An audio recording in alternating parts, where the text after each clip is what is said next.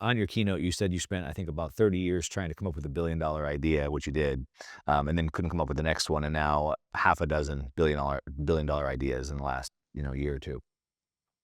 And that's sort of in New York at the unconference, you talked about this refinery model and Standard Oil sort of taking this raw asset like Bitcoin and creating products off of it.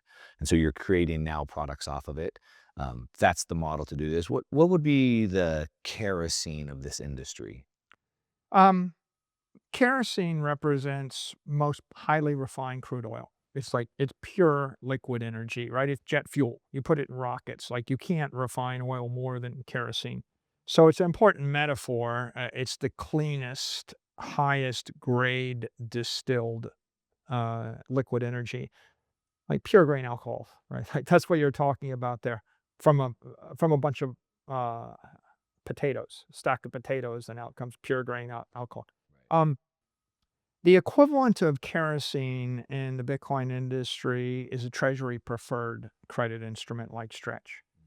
So on one side, you have digital capital, Bitcoin, and Bitcoin is a long duration, volatile, high energy, high performance source of capital.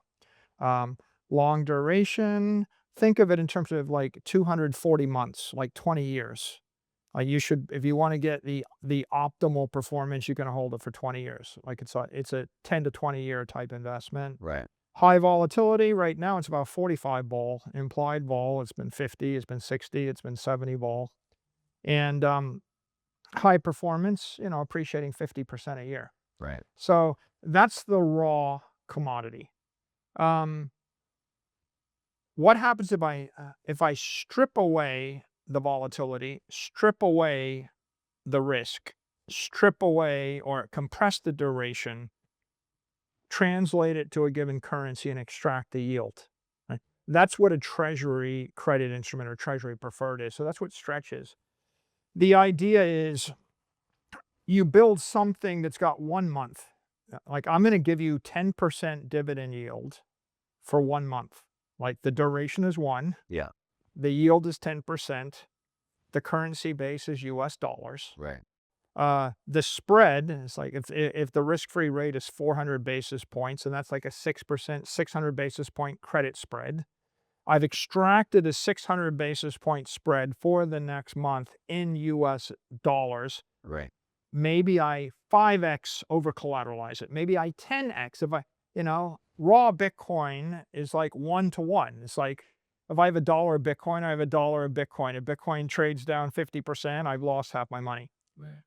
But if I 10x over collateralize something, I have $10 of Bitcoin. I have $1 of stretch. If Bitcoin trades down 50%, I still got $1 of stretch. If Bitcoin trades down 90%, I still have $1 of stretch. The statistical odds of Bitcoin trading down 90% are like point something, right? It's a small percentage. So by over collateralizing, you strip away the risk. By structuring it to adjust, if you put a set of adjustments or representations below par, below 100, you start to strip away the volatility on the downside. If, like with Stretch, what we did is we put in a call option at 101, and then we told the market we're going to sell it actively at 100 or better. Right. And then we also told the market we're not going to sell it below 99. And if it's below 99, we're going to raise the dividend. Right. Okay, so you're kind of collaring this instrument. And then the last point is we created a preferred instrument where we pay it monthly in cash, and then we adjust the dividend every month. So it turns out if you scan in the history of preferred stocks or the history of the credit markets, no company has ever issued a preferred stock where the management has discretion to adjust the dividend every single month. Like there are some preferreds that are floaters where they set the credit spread at 350 basis points over SOFR and they will float with SOFR with Yep. the risk-free rate. And there are a lot that are fixed where you set it at 7% and the principal will trade up and down if SOFR falls or rises. But the idea that the credit spread is completely variable is a new idea. But by the way, not a new idea in the world of credit because who does this? Well, nation states do it. The Fed. Right? Like, literally, that's what a Right, central bank does, right? right. That's what every central bank does. They set the interest rate on their currency. Yep. What we did To was keep it just stable. copied, traditional bankers, and we set the interest rate on our currency, which is stretch. So that is the kerosene of the Bitcoin, you know, treasury company or of the digital assets industry because it represents the greatest degree of financial engineering, just like kerosene represents the greatest degree of petroleum engineering, right? I've done the most refining. I've distilled the highest quality product. You could imagine, for example, you could extract the same product in yen. So I want to create a yen instrument that's 10,000 yen that pays, a monthly yen cash yield or a cash dividend. I change that every month.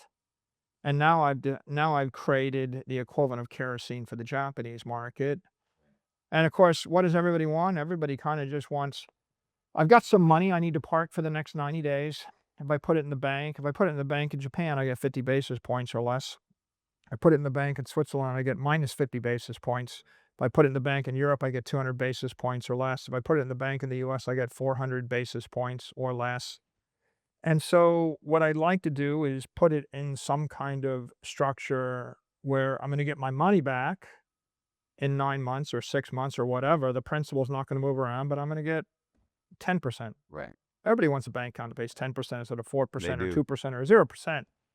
And so I think I think the most interesting product that you can create, the most interesting digital credit product is a treasury preferred credit instrument for corporate treasurers or for retirees, right? Right.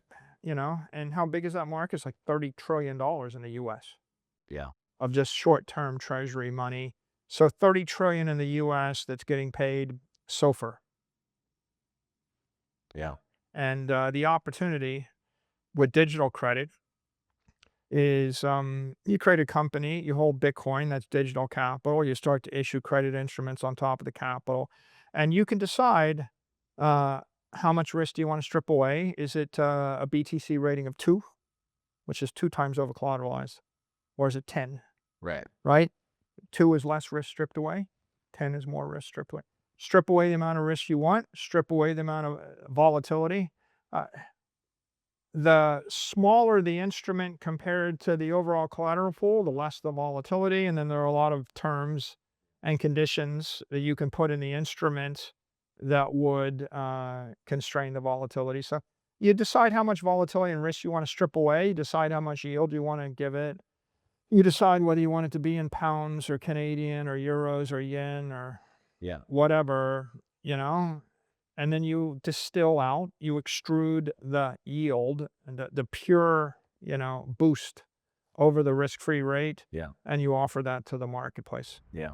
Hey, if you like this short conversation I just had, you're going to love the full length conversation. Don't miss it. You can go ahead and click right over here, and I'll see you over there.